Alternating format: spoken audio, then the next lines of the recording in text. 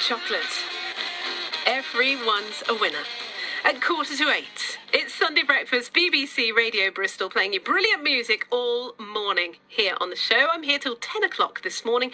Loads to talk about between now and 10. And a little treat with Alan Down joining me for a bit of gardening chat after 9 o'clock this morning.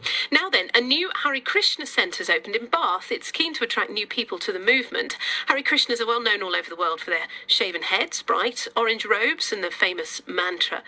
The new centre is holding weekly workshops. Well, joining me to chat about this is Nathan Hartley, who's director of the Bath and North East Somerset Faith Foundation. Nathan's recently written a book detailing the movement's historical links with the UK, so you're well placed to talk to us this morning, Nathan. Yes, thanks, Lucy. Thanks for inviting me on the show today. Yeah, definitely. It's lovely to talk to you.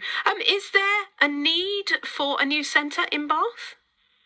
Well, there's never been a Hare Krishna centre before, and there is a growing number of Hare Krishna devotees. I mean, I think kind of the Hare Krishna movement, similar to other philosophies, it's kind of an open-minded, inclusive, philosophical movement. So anyone's welcome to get involved and, try it out and see what they think. And what can you put the growth of the movement down to, do you think? I think people are always searching for new things, and people are always keen to try new things. And I think because we're kind of living in, what's the right expression, a global world now where, I can go on the internet right now and find out about anything from any part of the world. People are attracted to it because it's different. And I think not just in the Hare Krishna movement, but in lots of religious traditions, certainly since the pandemic, there's been a kind of, increase in inquiry and increase in people wanting to ask questions. Well, we've just survived or almost survived the pandemic. What is the meaning to life? Why am I here? People are just starting to really ask those questions on a deep level now.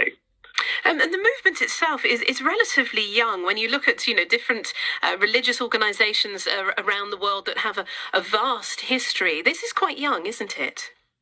Yeah, I mean, the philosophy itself is debatably, depends who you talk to, it's either hundreds of years old or thousands of years old. But certainly in the Western world, it's only been here properly for about 50, 60 years. So Swami Prabhupada was the guru who came in the 60s, and he met the Beatles, But so in terms of Western culture and society, yeah, it's only about 60 years, but the philosophy has been around for centuries. Can the Beatles be the ones that, we can put that down to, them exposing the Western world to Hare Krishna? Absolutely. And certainly within the Hare Krishna movement, it's widely recognized that other than the founder guru, that George Harrison is the one that's largely responsible for the growth of the movement. I mean, one of his albums, most of the lyrics were around talking about Krishna and Krishna consciousness. So you definitely, George Harrison in particular, and his involvement with the Hare Krishna movement, yeah, definitely. It's amazing, isn't it, that can be put down to his work? Yeah, definitely. And, often when people will join an Indian religious tradition, they're given like a new name, like an initiation. And Swami Prabhupada, he was asked by one of his followers once, why are you not giving George Harrison a new name? And he said, well, because George Harrison's doing a great job kind of in his own steam, with his own name. And some listeners may know that Hare actually means God in Sanskrit. So Hare Son, Prabhupada said, well, he's already the Son of God. So his name is perfect as it is. Now, the Faith Foundation that you head up is going to be sort of working alongside and working with the Hare Krishna Centre, isn't it, in order to, encourage people to attend workshops and find out a bit more? Yeah, well, we do a number of things across the city, across the local authority to promote different religious groups and support them. So we're, Bath is becoming, it is diverse, but it's becoming more diverse. And so we're certainly encouraging people to attend the workshops. The new Hare Krishna Centre is in Crescent Lane, which is kind of near Victoria Park, if you like, if anyone wants a geographical understanding. So people can go along and take part in kind of mantra sound therapy, yoga workshops, different kind of meditation things.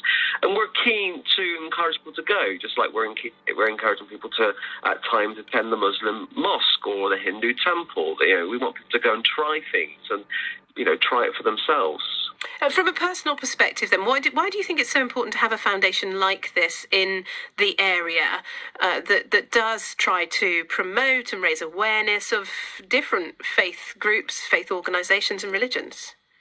Yeah, well, we try and come at it from kind of a no hidden agenda, no strings attached approach. We want people to learn about religion generally. Whether these people adopt religious beliefs for themselves, that's their choice. But we think, society is a better place when people understand religions from an objective point of view. I mean, my degree at university was in comparative religion. And one of my teachers said to me once, if you understand the 6 major world religions, you can understand the world. I mean, it might not be completely like that, but if you can understand the tenets of, the foundations of Islam and Christianity and Hinduism, you've got a kind of an idea of the world and how it works. So we want people to be able to learn about religions from an objective, transparent point of view. And also from a practical perspective as well, by visiting these places too.